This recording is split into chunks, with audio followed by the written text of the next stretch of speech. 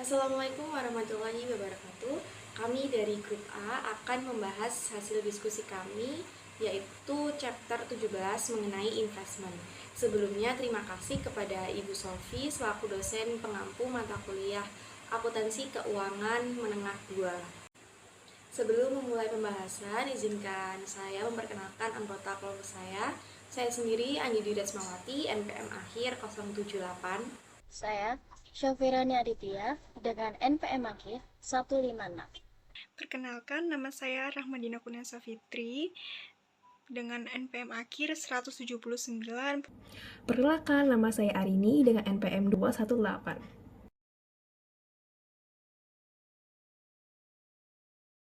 Untuk soal pembahasan pertama yaitu 17.1. Di sini ada pertanyaan A sampai F. Nah, untuk pertanyaan yang A itu membuat jurnal pembelian obligasi sebagai investasi yang disimpan untuk ditagih.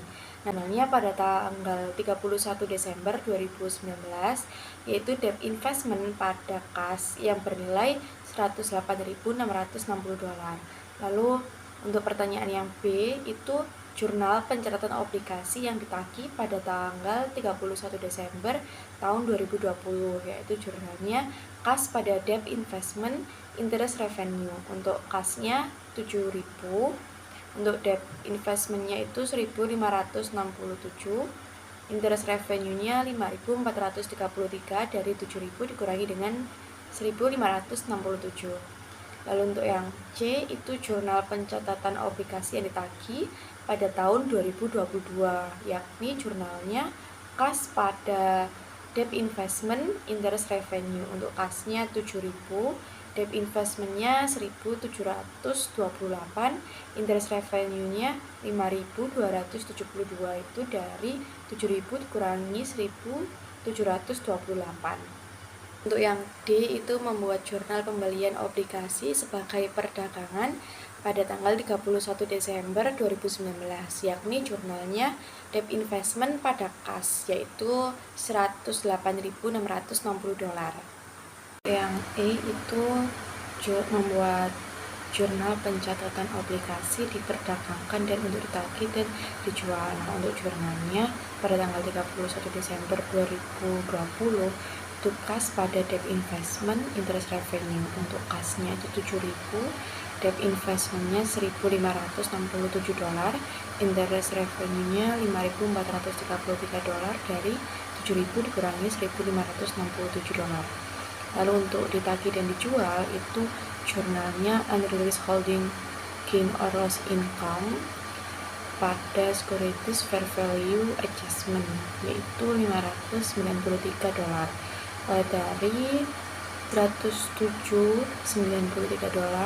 dikurangi dengan $106.500. Yang F itu membuat jurnal pencatatan obligasi perdagangan pada tanggal 31 Desember 2022, yaitu jurnalnya kas pada debt investment interest revenue. Untuk kasnya itu 7.000, debt investmentnya $1.728, interest revenue-nya $5.272, dari 7.000 dikurangi dengan $1.728. Tahun 2022 ini Spencer Company itu melakukan perbandingan antara tahun 2022 dengan 2021, apakah mengalami kerugian atau keuntungan. Nah, di sini Spencer Company amortisasi pada tahun 2022 yaitu $103.719, dan sedangkan nilai wajarnya $105.650. Nah, nilai wajar di tahun 2022 ini lebih tinggi, berarti untuk untungnya itu $1.931. Nah, di tahun sebelumnya yaitu 2021 nilai wajarnya lebih tinggi juga, yaitu $107.500. Berarti untuk untungnya yaitu $2.053, atau bisa disebut dengan previous securities fair value adjustment.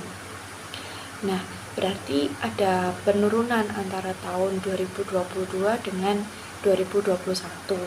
Maka di tahun 2022 ini mengalami kerugian sebesar 122 dolar, yakni jurnalnya unrealized holding gain or loss income pada securities fair value adjustment, yaitu 122 dolar. Oke, jadi saya akan melanjutkan soal yang 714. Di situ adalah soal mengenai investasi utang opsi nilai wajar. Nah, di soal tertera bahwa pada tanggal 1 Januari, Novotna membeli obligasi sebesar 400.000 pound sterling dengan bunga 8% seharga 369.114. Nah, obligasi ini dibeli dengan imbal bunga 10%. Nah, bunga itu dibayarkan 2 kali setahun pada 1 Juli dan 1 Januari, berarti semi-annually. Nah, Novotna berencana menahan obligasi untuk memperoleh arus kas kontraktual. Lalu pada 1 Januari 2024, Novotna menjual obligasi tersebut seharga 370.726 pound sterling. Nah, lalu masuk ke soal yang pertama, ditanyakan prepare the journal entry to record the purchase of bonds in January 1. Itu artinya kita menjurnal pembelian obligasinya. Jadi jurnalnya adalah debit investment pada kas sebesar 369.114. Lalu lanjut ke soal yang kedua, kita harus menyiapkan amortisasi untuk obligasinya.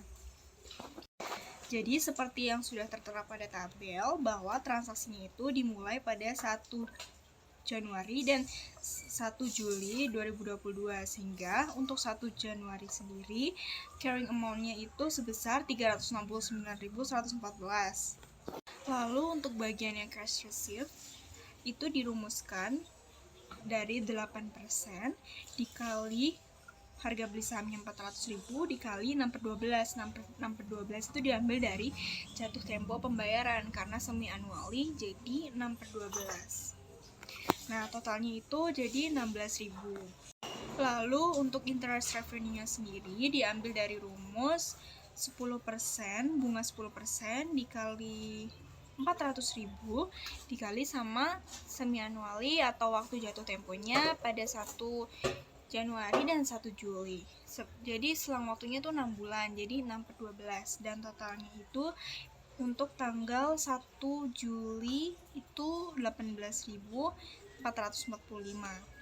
Nah, untuk total bukunya itu untuk tanggal 1 Juli dari 369.000 ditambah 18.455, totalnya jadi 371.569, atau bisa dibulatkan menjadi 371.570.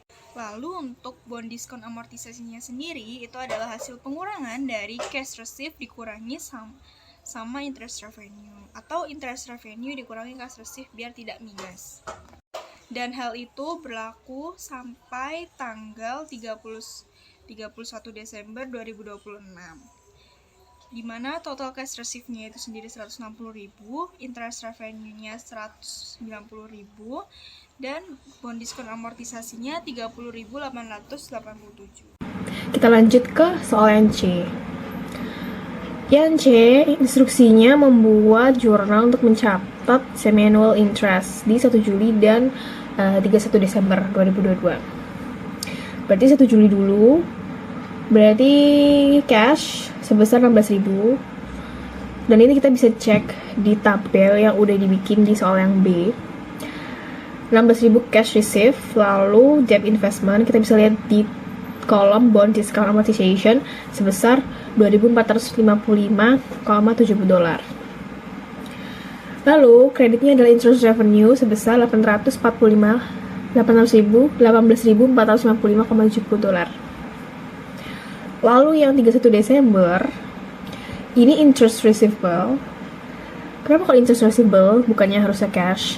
Karena ini kan perjanjiannya kan 6 bulan, berarti 1 Januari dan 1 Juli.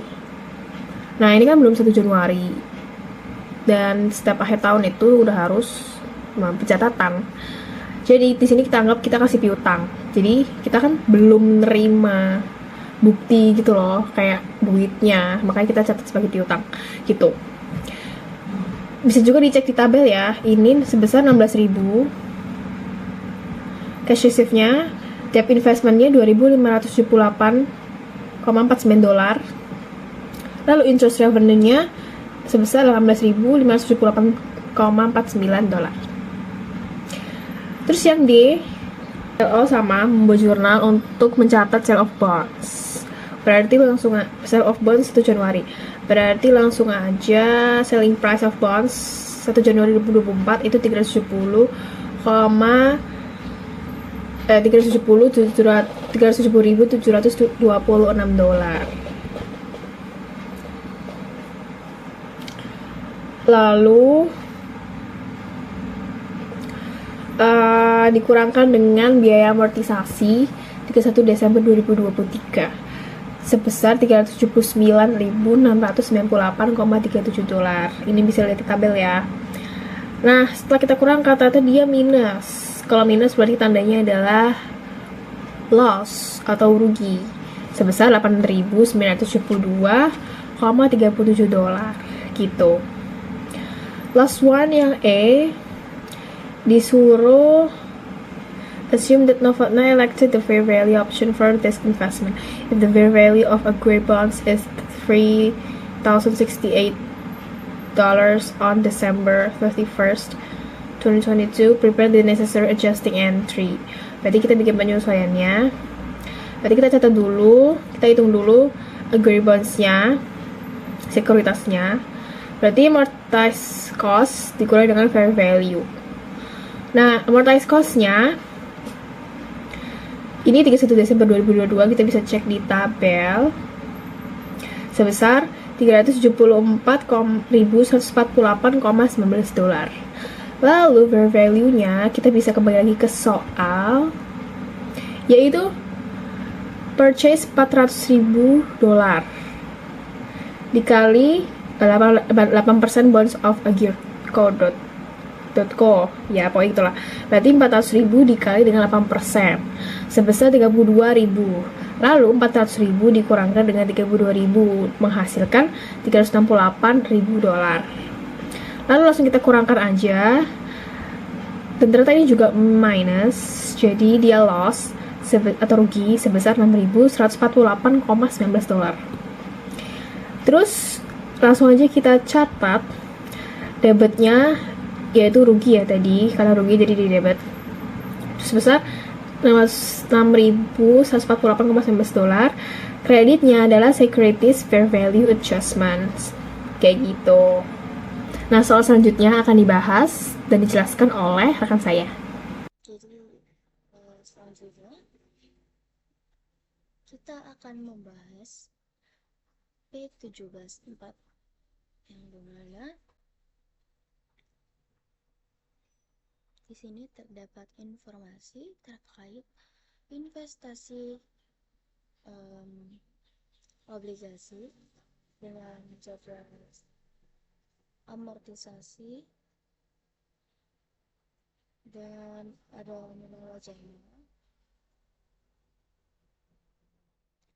Lalu di sini kita disuruh untuk mengindikasi jika obligasi di pembelian dapat dibeli dengan diskon atau premium. Ya, lalu yang kedua kita disuruh untuk menyiapkan adjusting entry. Lalu yang ketiga kita disuruh menyiapkan yang ini kita disuruh menyiapkan adjusting entry pada Desember 31, 2022. Lalu yang ketiga kita disuruh untuk menyiapkan adjusting entry di Desember 31, 2023. Lalu yang D kita disuruh untuk mengulangi agreement for C, mengasumsi investasi itu held under a held for commission dan selling strategy. Kita lanjut ke pembahasan. Jadi yang A, Jawabannya, obligasi dibeli dengan diskon karena biaya amortisasi pada tanggal 31 Desember 2022 adalah 491.150, yang dimana harga tersebut tuh lebih rendah dari nilai wajarnya, yang dimana nilai wajarnya sendiri itu 497.000. Kita lanjut yang ke B. Yang ke B, kita disuruh untuk menyiapkan adjusting entry.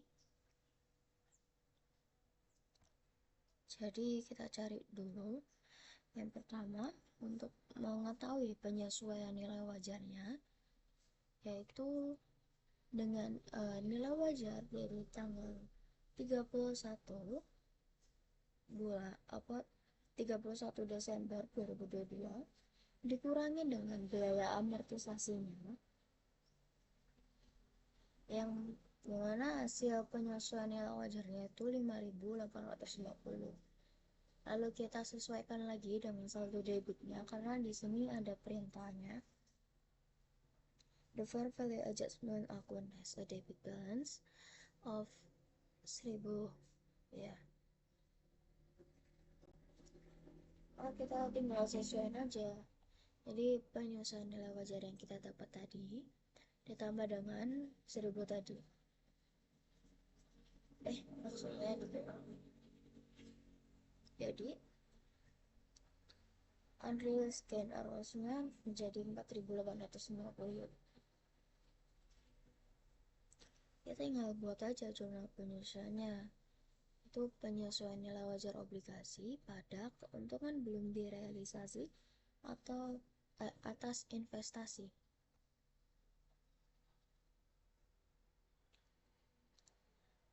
Kalau yang ketiga, kita juga disuruh untuk membuat entry penyesuaian. Kita tinggal lakuin hal yang sama seperti soal kedua, yaitu nilai wajar pada tanggal 31 Desember 2023 dikurangi dengan biaya amortisasi, menghasilkan nilai wajarnya itu 10.442, dan kita sesuaikan dengan nilai wajar tahun 2022 itu dengan ditambah menjadi 15.292.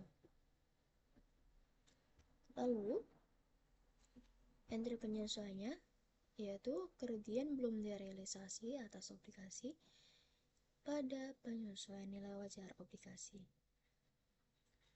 Lalu soal yang terakhir, jawabannya, jika investasi held for collection dan sales strategi, penyesuaian nilai wajar tetap akan dicatat, tetapi keuntungan atau kerugian yang belum direalisasi akan dilaporkan dalam pendapatan comprehensive lain daripada laporan laba rugi. Sekian pembahasan P17.1, 17.2, dan 17.4 dari kami dengan materi investasi obligasi. Kami mohon maaf apabila terdapat kesalahan dalam pembahasan yang telah kami lakukan. Sekian, wassalamualaikum warahmatullahi wabarakatuh.